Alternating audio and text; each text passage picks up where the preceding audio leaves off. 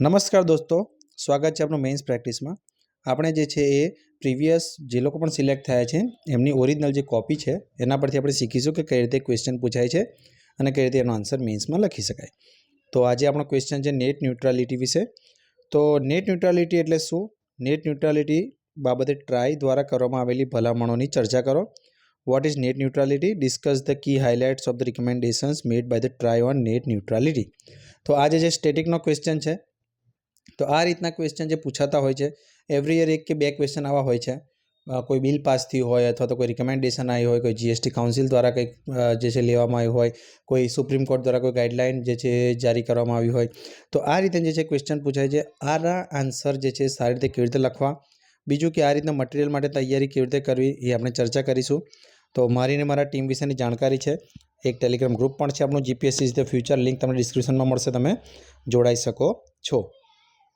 Practice માટે જે છે મેન્ટરશીપ તમે લેવા માંગતા હોય, GPSC class 1 to STI DYSO માટે ખાસ, તો ડેલી પ્રેક્ટિસ ક્વેશ્ચન આપવામાં આવશે, બધા સબ્જેક્ટ કવર કરવામાં આવશે અને ગુજરાતી ઇંગ્લિશ બંને મીડિયમમાં લેંગ્વેજના પેપર સાથે અવેલેબલ છે 1000 પર મંથ. તો તમે એના માટે જે છે કોન્ટેક્ટ ટેલિગ્રામ ઉપર આના ઉપર કરી શકો છો. તો સૌથી પહેલી વાત કે ભાઈ આ રીતના ક્વેશ્ચન જો પૂછાય તો એના માટેનું મટીરિયલ કયું? તો મટીરિયલ જે છે કોઈ પણ સારું કરંટ અફેરનું મેગેઝિન જો તમે ફોલો કરતા હોય, તમે ધ હિન્દુને ફોલો કરતા હોય તો વિઝન આઈએએસ કે દૃષ્ટિ આઈએએસ ને જો ફોલો કરતા હશો તો જે છે તમને આ રીતના ક્વેશ્ચન જે છે હેન્ડલ કરવામાં ડિફિકલ્ટી નહીં આવે. વસ્તુ એ છે કે તમારે કઈ રીતે લખવાનું.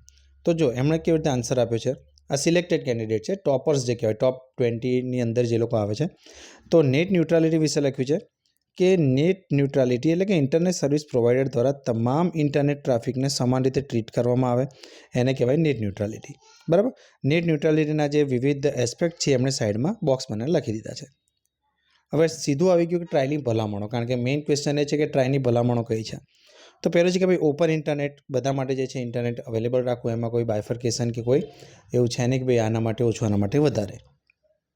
બીજું મોનોપોલીને અટકાવી કે ઇન્ટરનેટ પ્રોવાઇડિંગ જે છે એ કોઈ એક ના હાથમાં, કોઈ એક કંપની કે કોઈ ઓર્ગેનાઇઝેશનના હાથમાં ના જાય, કોઈ એક વેબસાઇટના હાથમાં ના જાય, એના જે છે એ જે ધ્યાન રાખવું. બીજું ઇન્ટરનેટ પેનિટ્રેશન વધારવું, કે જેમ કે હાલના ડેટા પ્રમાણે કહી શકે કે ભાઈ રૂરલમાં જે છે એ પેનિટ્રેશન ઓછું છે. એક વચ્ચે મેં એક આર્ટિકલ વાંચ્યો હતો કે જેટલા દિલ્હીમાં જેટલા કનેક્શન છે, કદાચ દિલ્હીની અંદર ઇન્ટરનેટના 3 કે 4 કરોડથી વધારે કનેક્શન છે, એટલા આખા નોર્થ ઇસ્ટમાં નથી. બરાબર.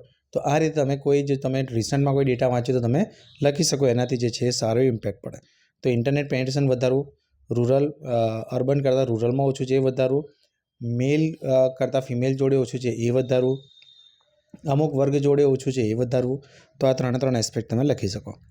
ચોથું લખી શકાય કે ઇઝ ઓફ ડુઈંગ બિઝનેસ, કે નેટ ન્યુટ્રાલિટીનો ઉપયોગ જે છે ઇઝ ઓફ ડુઈંગ બિઝનેસ માટે કરવો.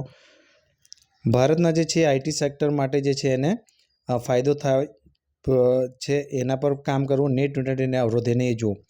ત્યારબાદ જે છે ડિજિટલ ઇન્ડિયા કાર્યક્રમ માટે પણ જે છે એનો ઉપયોગ કરવો, એના વિશે એમણે લખેલું છે. તો 6-7 જે છે રિકમેન્ડેશન જે ટ્રાયની હતી એને એમણે લખી દીધી, પોઈન્ટ આપી દીધા, અંડરલાઇન કરી દીધું. નિષેધાત્મક બાબતો કે ભાઈ ક્યાંમાં લાગુ નહીં પડે, તો જે છે મેડિકલ ઇમરજન્સી છે તો ઇન્ટરનલ કોમ્યુનિકેશન જે છે એમાં એ લાગુ પડશે નહીં. તો આમ જો તેમ છતાં એમને 6 માર્ક મળ્યા છે. અને તો કોમેન્ટ શું આપી છે કે question is not replied totally, કે જે ક્વેશ્ચન છે એનો આખો જે છે આન્સર લખેલો નથી, તેમ છતાં પણ 6 માર્ક મળ્યા છે. એટલે કદાચ જો હજુ જે છે એ એન્ડિંગ સારું લખ્યું હોત, કે કોઈ ડેટા અંદર એડ કર્યો હોત, કે હજુ થોડું સારી રીતે લખ્યું હોત, તો કદાચ 7-7.5 માર્ક પણ એક્ઝામિનર આપી શકત. કારણ કે આટલું લખ્યા પછી જો 6 માર્ક આપતા હોય અને નીચે એવી કોમેન્ટ લખતા હોય કે ભાઈ પૂરેપૂરો આન્સર નથી, તો દેટ મીન્સ કે હાફ આન્સર પણ એમને સારો લાગ્યો છે. તો આ રીતે તમે આન્સર લખો તો કદાચ થોડું ઉપર નીચે હશે તો પણ તમારા 6ની એવરેજ જળવાઈ રહેશે. 6ની જો તમારી એવરેજ જળવાઈ રહી 10માંથી, તો તમારું જે છે સિલેક્શન 100% કન્ફર્મ છે. કારણ કે 50%થી વધારે માર્ક આવે તો સિલેક્શન થઈ જ જાય, એમાં કોઈ જે છે અત્યાર સુધી તો એવું કંઈ થયું નથી કે ભાઈ બહુ ઉપર જતું રહ્યું હોય. તો જો પ્રેક્ટિસ કરવા માંગતા હોય તમે જરૂર જોડાઈ શકો છો. યુટ્યુબ પર આપણે ડેલી ક્વેશ્ચન મૂકીએ છીએ પ્રેક્ટિસ માટે. લાઇક્સ અને સબસ્ક્રાઈબ જરૂર કરજો. ફરી મળીશું. Thank you. જય હિન્દ.